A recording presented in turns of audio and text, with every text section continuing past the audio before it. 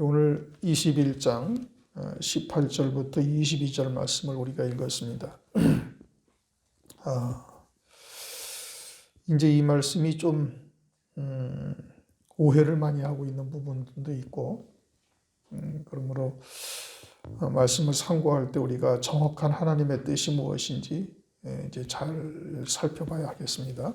18절, 이른 아침에 성으로 들어오실 때 시장하신지라. 예수님이 시장하시다 이렇게 말씀하시죠. 예수님이 시장하셨는데 무화과 나무에 가고 열매를 찾으니까 열매가 하나도 없어요. 그래서 예수님이 저주하셨다.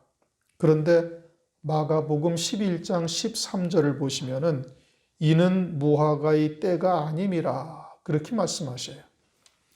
주님은 창조주시죠. 그러니까 무화과 나무의 열매가 열릴 때인지 아닌지 주님이 다 아신다 이겁니다. 그런데 시장한데 때도 아닌데 무화과 나무에 가서 열매를 구하고, 그리고 열매가 없으니까 그냥 화가 나가지고 저주를 하니까 무화과 나무가 뿌리부터 다 말라서 비틀어졌다. 그런 것이냐? 그런 것은 아니다 이겁니다. 성경은 영생을 위해서 기록한 말씀이죠. 항상 성경을 볼 때 이것을 잊어버리면은 이제 엉뚱한 방향으로 이제 흘러가는 거예요. 그러니까 예수님이 시장하시다라는 것은 양식을 먹지 못하셨다는 뜻이고, 그러면 예수님의 양식이 무엇냐? 이거를 우리가 정확하게 말씀을 통해서 깨달아야 되는 거예요. 요한복음 4장 34절 보면 나의 양식은 나를 보내신 이의 뜻을 행하며 그의 일을 온전히 이루는 이것이니라. 요한복음 4장에서 이렇게 말씀하시죠. 내 양식은 나를 보내신 이의 뜻을 행하며 그의 일을 온전히 이루는 것이라. 그럼 아버지의 뜻은 뭐냐? 요한복음 6장 39절 나를 보내신 이의 뜻은 내게 주신 자 중에 내가 하나도 잃어버리지 아니하고 마지막 날에 다시 살리는 이것이니라. 다시 말하면 자기 백성들을 살리고 그들을 온전케 하시는 것이 주님의 양식이다 이런 뜻인 겁니다. 그래서 사마리아 여인, 주님이 사마리아 땅을 지날 때 피곤해가지고 우물가에서 잠시 쉬는 동안에 제자들이 먹을 것을 사러 갔죠. 그 사이에 사마리아 여인을 만나가지고 그를 살리시고 내가 그리스도다라고까지 주님께 말씀해 주시니까 사마리아 여인이 물동이를 버려두고 도망갔죠. 그리고서는 제자들이 와서 주님을 보니까 아니 기진맥진했던 주님께서 얼굴이 쌩쌩하신 거예요. 그래서 요한복음 4장 32, 33절을 보면은 내게는 너희가 알지 못하는 먹을 양식이 있느니라. 제자들이 서로 말하되 누가 잡수실 것을 갖다 드렸는가? 주님이 그냥 기진맥진해 계시다가 와서 음식을 와서 사가지고 보니까 주님이 생생하셔가지고 주님이 누가 먹을 것을 갖다 드렸는가 보다라고 이야기를 하는데 주님께서는 다른 양식이 있다. 오늘날 우리가 열매 맺는 삶이 되는 것, 그것이 예수님의 양식인 것이죠. 그런데 주님께서 자기 백성들인 이스라엘 백성들에게 왔는데 이스라엘 백성들이 예수님을 영접지 아니하고 맞이하지 않는 거예요. 그러니까 주님이 먹을 양식이 없다 이겁니다. 시장하시다 이겁니다. 사마리아 여인처럼 예수님을 영접하고 그리고 성령을 받고 그리고 말씀을 이루는 삶을 살아야 되는데 예수님부터 아예 믿지 아니하니까 성령을 받을 수도 없고 열매 맺는 삶이 될 수가 없는 것이죠. 그러니까 주님께서 시장하시다. 이른 아침에 성으로 들어오실 때 시장하신지라. 이것은 유대인들이 예수님을 영접지 아니하므로 예수님의 참 양식이 되지 못하고 있다. 이걸 말씀하고 있는 겁니다. 그러면은 오늘날 주의 길을 가고 있는 우리들, 소위 그리스도인이라는 우리들에게도 뭐가 참 양식이냐? 육신의 양식이 참 양식이 아니라 이처럼 하나님의 말씀을 믿는 믿음으로 열매 맺는 삶을 사는 것, 이것이 우리의 양식이 되는 것이고, 그리고 그렇게 산 자가 되어져서 다른 영혼들에게 복음과 진리를 증거해서 다른 영혼을 살리는 것이 우리의 양식인 거예요. 주님의 양식은 곧 우리의 양식인 것이죠. 사마리아 여인을 살린 것처럼 우리도 복음과 진리를 증거해서 다른 영혼들을 살리는 것이 우리에게 양식이다 이겁니다. 주님이 시장하시다. 초림하신 그리스도께서 유대 땅에 가셨는데 시장하시다. 그것은 재림하실 때에도 역시 마찬가지로 주님께서 시장하시다 이런 의미죠. 그래서 인자가 올 때 세상에서 믿음을 보겠느냐. 누가복음 18장 8절 그렇게 말씀하시는 겁니다. 마지막 때는 노아의 때와 같고 롯의 때와 같다. 다시 말하면 재림하실 그리스도를 맞이할 믿음으로 또 그와 같은 말씀으로 사는 자들이 그리 많지 않다 이거죠. 그러니까 초림하신 그리스도께서도 시장하셨고 재림하실 그리스도께서 역시 마찬가지일 것임을 성경을 통해서 우리에게 계시해 주고 있는 겁니다. 그러면서 19절 길가에서 한 무화과 나무를 보시고, 길가는 물론 이제 실제 길가에 무화과 나무가 있죠. 그런데 그것을 성경에 기록하신 이유는 지금 이 길은 일반 신장로를 말하는 것이 아니라 생명길을 말하는 것이죠. 하나님의 자녀들이 이 길을 다 가고 있는 거예요. 그러면서 거기에서 무화과 나무를 봤다. 무화과 나무는 하나님의 자녀요. 조금 더 크게 보면 이스라엘이라는 나라를 말하는 겁니다. 호세아서 9장 10절 너희 열조 보기를 무화과 나무에서 처음 맺힌 첫 열매를 봄같이 하였거늘. 그러니까 무화과 나무가 이스라엘임을 말씀하고 있죠. 포도나무도 이스라엘이요, 사과나무도 이스라엘이요, 성경에서 말씀하시는 이와 같은 나무는 곧 이스라엘, 하나님의 백성들을 의미하는 겁니다. 그래서 길가에서 한 무화과 나무를 보시고 자기 백성들에게 와서 열매를 구하는 거예요. 그것은 곧 예수 그리스도를 영접하고 성령을 받아서 영생의 열매를 맺을 수 있는 자들이 되는 것을 지금 주님께서 원하고 계시는 것이죠. 그리로 가서 잎사귀밖에 아무것도 얻지 못하고, 그런데 가셨는데 잎사귀만 있다 이겁니다. 무화과 나무를 심은 이유는 무엇 때문에 무화과 나무를 심죠? 무화과 열매를 얻기 위해서 심어요. 포도나무를 왜 심어요? 포도나무 열매 얻기 위해서 심어요. 그런데 열매가 하나도 없다 이겁니다. 그러면 무화과 나무의 열매는 뭐가 열매? 이제 예수님을 영접하고 믿음으로 사는 것이죠. 하나님의 자녀들을 이 땅에 보내신 것은 영생의 열매를 맺게 하기 위해서 이 땅에 보내신 거예요. 그래서 주님을 영접하고 성령을 받고 그리고 영생의 열매를 맺어야 되는데, 그런데 그러한 영생의 열매가 이들에게 지금 나타나 있지를 못한 거예요. 그리고서는 뭐만 있어요? 잎사귀밖에 없다 이겁니다. 파란 잎만 있어요. 그럼 영생의 열매는 없고 뭐만 있느냐? 그것은 사람들에게 보이는 파란 푸른 잎만 무성하다 이겁니다. 자신의 푸르름만 자랑하고 있어요. 자기 이름을 내고 자기를 드러내고 있다 이겁니다. 마태복음 6장 1절 사람에게 보이려고 그들 앞에서 너희의 의를 행치 않도록 주의하라. 그런데 이스라엘이 온갖 의식을 행하며 자기를 자랑하고 자기만 드러내고 있는 거예요. 율법을 지켜 행하였음을 자랑하고 있죠. 이것은 누가복음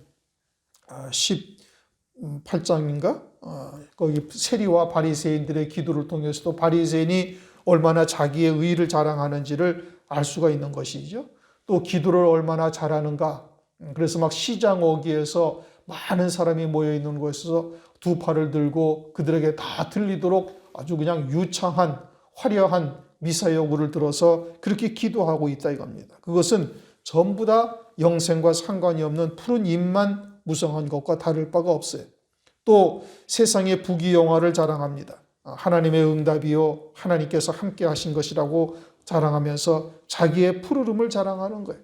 또 내가 며칠 기도하고 또는 내가 금식했더니 어쩌고 저쩌고 하면서 여러 가지의 사람의 의, 자기의 의만 자랑하고 있는 것이 열매 없는 이파리만 있는 무화과 나무와 같다 이겁니다. 특히 마지막 때 아모스서 6장 1절을 보면은 화 있을진저 시온에서 안일한 자와 사마리아 산에서 마음이 든든한 자 곧 열국 중에 우승하여 유명함으로 이스라엘 족속이 따르는 자들에게 화가 있다. 그렇게 말씀하시죠.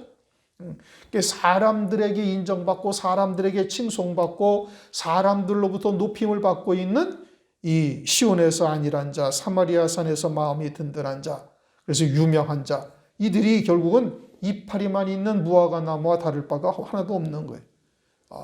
그래서 이제부터 무화과 나무에게 이르시되 이제부터 영원토록 네가 열매를 맺지 못하리라.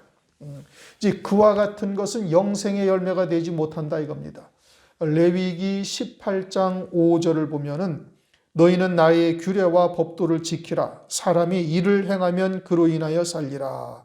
그래서 율법의 시대에는 율법을 지켜 행하면 살리라 하고 하나님께서 율법을 주셨어요. 그러나 율법의 실상은 그것을 지켜 행하면 영생의 열매를 맺을 수 있는 것이 아니고, 율법은 죄를 깨닫고 몽학선생이 되어 오실 그리스도를 맞이할 수 있게 하려 함인 것이죠. 그런데 하나님의 말씀의 뜻을 제대로 깨닫지 못하고 지켜 행함으로 의롭다라고 스스로 생각을 하고 있는 것이에요. 그러니 예수를 영접할 필요가 없고, 왜? 자기 스스로 의로울 수가 있으니까, 율법을 지켜 행하여 의로울 수가 있으니까 예수님을 영접지 아니하니, 그러니 유대인들은 이제부터 영원토록 열매를 맺지 못한다 이겁니다. 영생의 열매가 되지 못함을 말씀하고 있는 것이죠. 잎만 무성한 무화과 나무. 그래서 이제 영원히 뿌리까지 다 말라버리게 되어진 것은, 그들과 그와 같은 신앙은 전혀 열매가 없이 아주 음부에 떨어질 자들이 되어질 것을 무화과 나무를 통해서 우리에게 계시해 주는 겁니다. 예수님이 때도 아닌데 무화과 열매를 찾고 열매가 없으니까 저주하여 말라버리게 하신 것이 너무하다, 그런 의미가 전혀 아닌 겁니다. 사람의 의, 자기의 의는 전혀 열매되지 못하고 오직 성령으로만 열매 맺게 하시는 역사인 것을 유대인들이 깨닫지를 못하고 있는 거예요. 이스라엘을 의미하고 푸른 잎만 자랑하고 있고, 사람의 의, 자기의 의만 자랑하고 있고, 율법을 주신 참된 뜻은 깨닫지를 못하고 있는 겁니다. 몽학선생이요, 율법으로는 죄를 깨닫는 것임을 깨닫고 있지를 못하는 것이죠. 또 한 가지는 마태복음 24장 32절 이하에 보면 무화과 나무의 비유를 말씀하셔요. 무화과 나무가 가지가 연하여지고 잎사귀를 내면 여름이 가까운 줄 아나니, 이와 같이 너희도 이 모든 일을 보거든 인자가 가까이 문 앞에 이른 줄 알라. 마태복음 24장 32절 이하에 그렇게 말씀을 하고 있죠. 무화과 나무가 이스라엘이라는 하나님의 자녀, 하나님의 백성들을 말씀하고 있는데, 이 무화과 나무가 가지가 연하여지고 지금 죽었던, 뿌리까지 말라버렸던 무화과 나무가 다시 살아나서 가지가 연하여지고 잎사귀를 내면은 여름이 가까운 줄 알라, 그렇게 말씀하시고, 여름이 되면은 인자가 문 앞에 이른 줄 알라. 주의 재림이 아주 이제 임박하다는 것이죠. 이미 이제 호세아서 9장 10절에 말씀한 것처럼 무화과 나무는 이스라엘을 나타내고 있죠. 그 이스라엘이라는 나라가 예수님을 십자가에 못 박은 후에 불과 40년이 채 되지 못해서 돌 위에 돌 하나도 남지 아니하고 완전히 나라 자체가 온 지구상에서 사라지고 유대인들은 온 세계로 흩어지는 역사가 나타났어요. 무엇 때문에? 예수님을 죽인 죄로 인하여 그렇게 된 겁니다.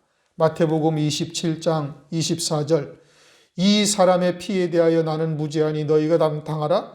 백성이 다 대답하여 가로되 그 피를 우리와 우리 자손에게 돌릴지어다. 유대인들이 예수님을 십자가에 못 박으면서 빌라도에게 이와 같이 얘기한 거예요. 그 피값을 우리와 우리 자손에게 돌리라. 그래가지고 불과 40년도 안 돼가지고 나라가 완전히 돌 위에 돌 하나도 남지 않고 멸망하며 온 세상으로 유대인들이 다 흩어지는 역사가 벌어진 것이죠. 그게 서기 70년에 그와 같은 일이 벌어진 겁니다. 그리고서는 약 2000여 년이 지난 1948년 이스라엘이라는 나라가 느닷없이 독립을 하는 거예요. 이미 다 아시는 바와 같이 이것은 세계사에 유례가 없는 유일무이한 일이에요. 그러니 이것은 하나님의 역사라고 아니 말할 수가 없다 이겁니다. 그렇게 1948년에 독립을 하고 1967년 3차 중동 전쟁이라는 6.1 전쟁으로 예루살렘이라는 수도를 회복하고, 그리고 오늘날과 같은 이스라엘이라는 나라가 됐어요. 지금은 비공식적으로 원자탄, 원자무기까지 가지고 있죠. 전 세계의 경제를 거의 온 세상에 있는 유대인들이 좌지우지할 정도로 강대국이 되어져 있어요. 그러면 여름이 됐다 이겁니다. 여름이 됐으면 어떻다는 거예요? 이제 주의 재림이 아주 임박하다 이거죠. 아모스서 8장 1절 2절을 보면은 주 여호와께서 또 내게 여름실과 한강주리를 보이시며 가라사대 아모스야 네가 무엇을 보느냐? 내가 가로되 여름실과 한강주리니이다 하매 여호와께서 내게 이르시되 내 백성 이스라엘의 끝이 이르렀은즉 내가 다시는 저를 용서치 아니하리니. 아모스 선지자에게 여름 과일 한 광재료를 보이시면서 이제 말씀하신 거예요. 그래서 그 여름이 되면은 이제는 내 백성을 내가 용서치 아니하겠다. 그 여름이라는 것은 마태복음 24장에 무화과 나무의 여름과 똑같은 여름을 말씀하고 있는 겁니다. 아모스 선지자는 주전 한 700년, 800년 대 사람이거든요. 그러면 그때부터 여름은 지금 2700번이 지나갔는데 해마다 여름이 되면은 이스라엘 백성들이 끝이 된다. 그런 얘기가 아니죠. 주의 재림의 때여 무화과 나무의 여름을 말씀하고 있는 것이고, 그때가 되면은 주의 재림의 때가 되어지면 이스라엘 백성들의 끝이 이르게 되어지고 용서하지 아니하시겠다. 그런데 오늘날 이와 같은 시대를 살아가면서 주의 재림에 대해서 별로 관심을 두고 있지를 않습니다. 그러나 이 세대가 지나기 전에 주께서 다시 오시겠다, 재림하신다, 성경에 말씀하셨으니 반드시 오신다 이겁니다. 그 세대가 언제냐? 이것은 먼저 여러 차례 말씀을 드렸죠. 시편 90편 10절을 보면 우리의 연수가 70이요 강건함은 80이라도, 그러니까 한 세대를 성경은 7, 80년으로 지금 보고 있는 거예요. 창세기의 15장에서는 100년을 한 세대로 봤지만 시편에 내려오고 에레미야나 이사야서로 오면은 한 세대를 70년 혹은 80년 정도로 보는 것이고, 그러면 1948년에서 지금 72년이 지났죠. 2020년이니까. 그러니 이미 이제 한 세대의 끝자락을 우리가 살아가고 있는데 참으로 임박한 때를 우리가 살고 있죠. 그러나 대부분 교회들이 별로 심각하게 생각지 않아요. 그러니까 성경에 말씀하신 대로 노아의 때와 같다, 롯의 때와 같다 하신 말씀대로 오늘날 우리가 이제 보고 있는 겁니다. 20절, 제자들이 보고 이상히 여겨 가로되 무화과 나무가 어찌하여 곧 말랐나이까. 무화과 나무가 말른 것은 곧 이스라엘 백성들을 영적으로 계시하기 위한 것이죠. 그리고 오늘날도 이와 같이 앞으로 뿌리까지 말라버리고 하나님으로부터 저주받은 자와 같은 자리에 처하게 될 신앙이 어떠한지 이제 영적으로 깨어있는 자, 진리가 무엇인지를 알고 있는 자는 볼 수가 있는 거예요. 자기의 의, 사람의 의로만 살고 있는 자들은 이처럼 하늘나라에서 영원히 말라버릴 자가 되는 것이고, 영생의 열매 맺는 것이 무엇인지를 깨닫고 있으니 그들은 영생의 열매 맺는 자가 되는 것이다 이겁니다. 어떻게 해서 이 무화과 나무가 말랐는가 제자들이 보고 묻죠. 오늘날도 진리가 무엇인지 안다면, 하나님의 온전하신 뜻이 무엇인지 안다면 이와 같이 말라버릴 무화과 나무가 누군지를 알 수가 있는 것이죠.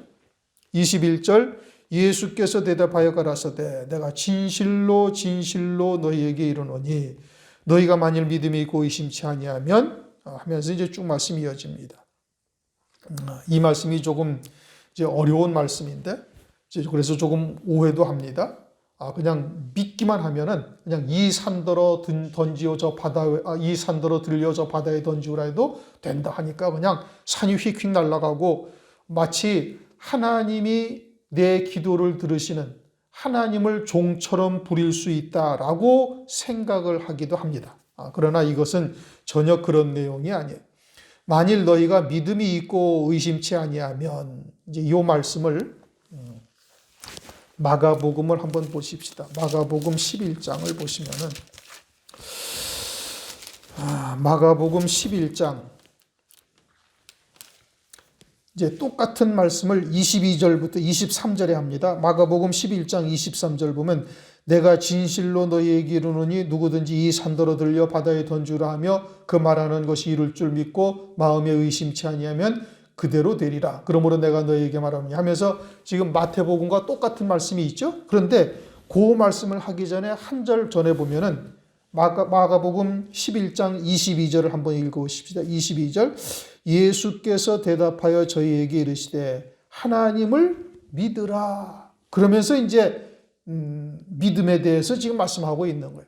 먼저 하나님을 믿으라 이렇게 말씀하셨는데, 이거를 원어를 정확하게 해석을 하면 어떻게 해석을 해야 되느냐면은 하나님의 믿음을 가지라 이런 의미인 겁니다. 너희는 하나님을 믿으라, 그것이 하나님의 믿음을 가지라 이겁니다. 그러니까 지금 마태복음 21장 21절 너희가 믿음이 있고 의심치 아니하면에서 그 믿음이라는 것은 너희가 믿음이 있고라는 것은 내가 주체가 되어져서 내가 믿습니다 하는 요 믿음이 아니라 내게 하나님의 믿음이 있고 이런 의미인 겁니다. 다시 설명을 드릴게요. 내가 주체가 된 믿음은 어떤 믿음이냐면은 그저 육에 속한 것, 세상에 속한 것, 이런 것, 썩어질 것을 쫓고자 하는, 얻고자 하는 이와 같은 믿음이고, 하나님의 믿음은 하나님의 뜻을 믿는 거예요. 하나님의 뜻이 무엇인지 하나님의 말씀에 붙잡혀 사는 자가 되는 겁니다. 또 한 가지는 갈라디아서 5장 5절을 보면은 이렇게 말씀하셔요. 갈라디아서 5장 5절 너희가 성령으로 믿음을 쫓아 의의 소망을 기다리노니. 그러니까 믿음도 성령으로 난 믿음이 있는 거예요. 성령으로 말미암아 난 믿음은 의의 소망을 기다린다 이겁니다. 썩어질 것을 쫓아나가는 것이 아니라 의라는 것은 영원한 하나님의 나라의 의, 영생이죠. 부활의 영광, 이것을 말하는 겁니다. 요한복음 16장 10절 의에 대하여라 함은 내가 아버지께로 가니 너희가 다시 나를 보지 못하며. 그러니까 의라는 것은 뭐냐? 부활의 영광을 말하는 거예요. 하늘의 영광. 그러니까 성령으로 믿음을 쫓아 의의 소망을 기다린다. 갈라디아서 5장 5절도 그렇게 말씀하시는데 성령으로 난 믿음은 하늘 위에 예비하신 영광에 대한 소망을 믿는 믿음이 성령으로 난 믿음이에요. 그러니까 하나님의 믿음을 가지라 라는 단어하고 똑같은 뜻이다 이런 의미인 겁니다. 이와 같은 믿음이 너희에게 믿음이 있고 의심치 아니하면 이란 의미의 믿음은 그 믿음을 말하는 거예요. 자기의 주관적인 생각, 자기의 주관적인 믿음 이걸 말하는 것이 아니란 말씀입니다. 하나님의 믿음을 가지라. 너희가 믿음이 있고 의심치 아니하면 그냥 내가 믿습니다. 이걸 말하는 것이 아니란 뜻이에요. 그러니까 하나님의 말씀의 정확한 뜻이 무엇인지 우리가 분명히 깨달아야 되는 거예요. 그것은 갈라디아서 5장 5절 말씀으로도 정확하게 우리에게 지금 말씀하고 있는 겁니다. 갈라디아서 5장 5절에 뭐라고 말씀하시? 우리가 성령으로 믿음을 쫓아 의의 소망을 기다리는. 그러니까 성령으로 난 믿음은 반드시 의의 소망을 갖게 하시는 것이다 이거예요. 그것은 마가복음 지금 11장 22절에 대해서도 우리가 이제 지금 상고해 본 것처럼 똑같은 내용인 겁니다. 예수께서 대답하여 저에게 이르시되 하나님을 믿으라. 하나님의 믿음을 가지라 이 뜻인 겁니다. 그러니까 너희가 믿음이 있고라는 것은 성령으로 난 의의 소망을 향한 그 믿음이에요. 그 믿음이 있고 의심치 아니해야 된다 이겁니다. 그것은 하나님은 전능하시니까 우리의 신분, 우리의 가진 것 또는 우리의 환경 이것과 상관없이 하나님의 뜻을 믿음으로 받은 자들은 그리스도 안에서 얼마든지 이해가 된다라고 성경에서 약속하셨으니 그 말씀을 믿는 믿음으로 가진 자들에게는 그리고 의심치 아니하면 그러면 어떻게 된다? 이 무화과 나무에 된 이런 일뿐만 아니라 무화과 나무에게 된 이런 일이라는 것은 무화과 나무를 저주하사 영원히 열매 맺지 못하게 한 것이죠. 그러니까 자기의 의로 열매 맺는 일은 하나님께서 완전히 다 말라버리게 하시고 오직 성령으로만 열매 맺게 하시는 역사를 이루신다 이겁니다. 이 무화과 나무에게 된 이런 일만 할 뿐 아니라 그러니까 무화과 나무에게 된 일이라는 것은 예수님이 저주하자 말라버린 거죠. 그런데 무화과 나무가 어땠어요? 잎만 무성했단 말씀이에요. 자기의 의, 사람의 의로만 살고 있는 거예요. 그러니까 이와 같이 사람의 의, 자기의 의로 사는 것을 싹 없애버리고 성령의 열매, 하나님의 의의 열매를 맺는 자로 되게 하시는 역사를 이루신다 이 뜻이죠. 이해되십니까?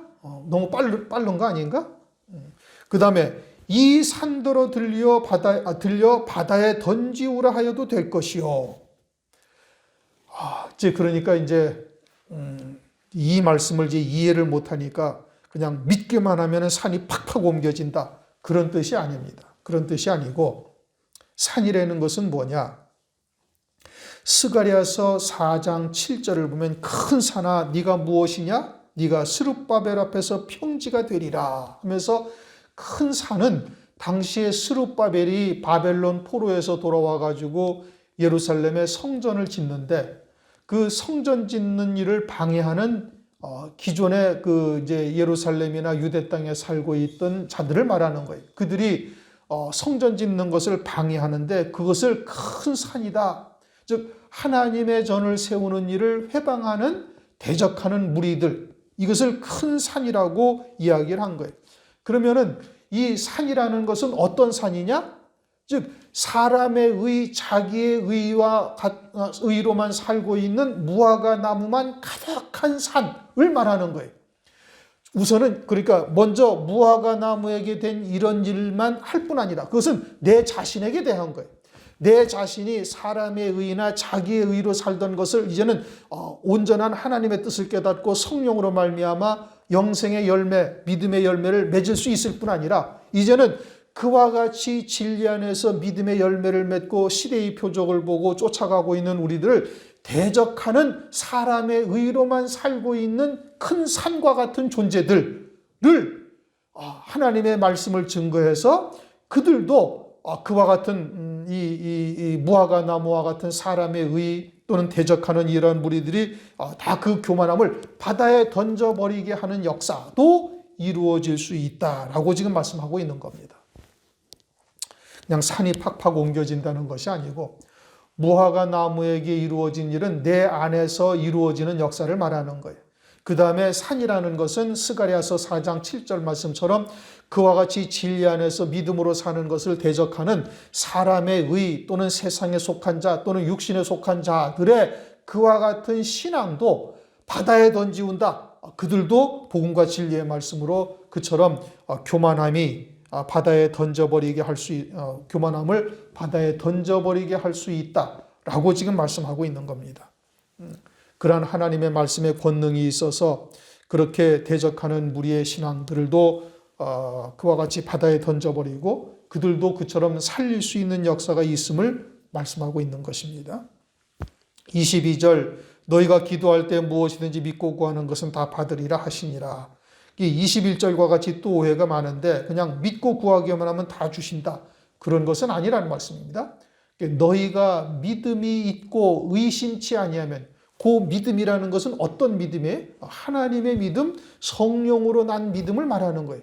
여기가 그렇게 믿고 구하는 것, 믿고 구하는 건데 어떠한 믿음으로 믿고 구하는 거예요? 하나님의 믿음, 성령으로 난 믿음으로 믿고 그러면 구하는 것은 무엇을 구하겠어요? 하나님의 뜻대로 구하는 것이지요.